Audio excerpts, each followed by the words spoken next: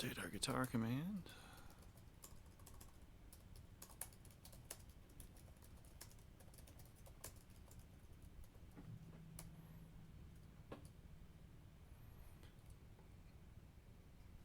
Pedals are probably, I don't remember what we edited pedals to last time. Let's make sure it's up to date though.